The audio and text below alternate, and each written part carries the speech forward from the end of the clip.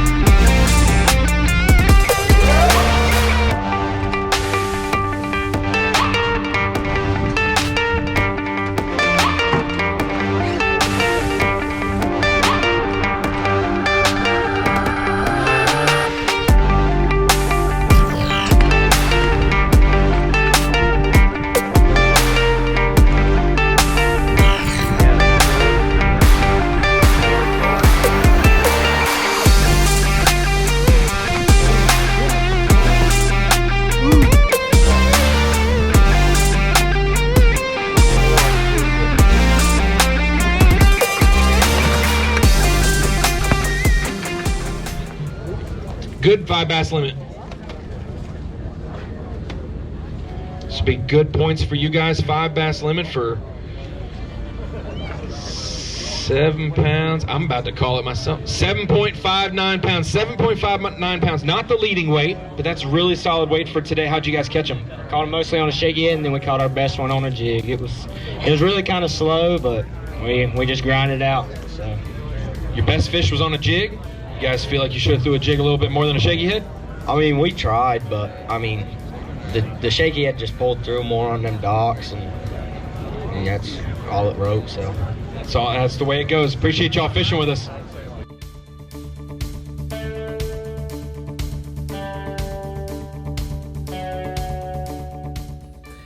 Hey guys, thanks for joining us for Triple F Outdoors. We hope that you enjoyed the video, watching the guys catch a few fish. Jon Luke, pretty cold day yesterday on the water.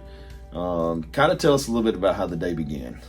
So it started off freezing cold. I mean, sitting around with 105 boats, it sure was crowded. And we got blasted off a little later than we probably would have liked to with that many boats. But we gunned it over to the first spot, but started out real slow. Even though we were fishing moving baits, the bite was slow. Yeah, we thought we'd found some fish, and man, it just did not cooperate for us. And so you see on the video, we gave you some stuff of them throwing crankbaits and moving baits there early in the morning. That did work for a few guys, not for us. Normally it does, but yesterday it didn't. So we made a move. And after a move, we had to slow down. And slowing down, what did that look like for us? So for us, for the most part, when we think of slowing down like normal, we think of a shaky head and even a jig a lot of times. And so we really shifted to docks, either dredge docks or a little deeper docks, and start throwing that shaky head around. It's always about a guaranteed way to get a bite on Lake Norman. So Jon Luke, when people think about fishing a shaky head, most time you see people throwing a shaky head on TV, they're throwing a spinning rod, 6-pound, 8-pound test. We've got a little different philosophy on shaky head. So yesterday you were throwing 2 different shaky heads. Why don't you tell the guys about your shaky head setup? So for us on Lake Norman, most time we're throwing our shaky head on a medium heavy bait caster. Yesterday I was throwing it on a 13 fishing rod and throwing a 1/4 ounce 5/0 hook. And then I also had a 5/16 shaky head with also a 5/0 hook, and I had that on my Fenwick fishing rod, medium heavy also. So that was our 2 shaky head rods yesterday, because we knew we were going to be fishing some shallow, some deep. So we just had them both so we could do both effectively. And what pound test are you throwing? That's the thing. We're throwing 17-pound tests. So that way, when they do bite, we can crack them. As you've seen in the videos, we like to set the hook hard. So this is not really, it is finesse fishing, but it's good, especially skipping docks, heavy cover. You can have confidence that you. So a jig in the wintertime is always, really not just wintertime for us. Mm-hmm. We love to fish a jig, and we we're very partial to queen tackle jigs. They're our buddies, KJ out there on the trail and Jeff. You know, those guys have been good. They really help put Bandy's fishing on the map, and Jon Luke's able to kind of keep that legacy going, we hope, and the rest of the Bandy's team. So tell us about your queen tackle jig that you were throwing yesterday, and tell us a little bit about your rod setup. So yesterday, with it being winter time, we decided to downsize jig a little bit and throw the 3/8 ounce peanut jig, and has a little bit thinner wire hook, and in the winter time, with them fish having a little rougher mouths, it really helps get that hook in there. Once you hook them with this hook, they are not coming off.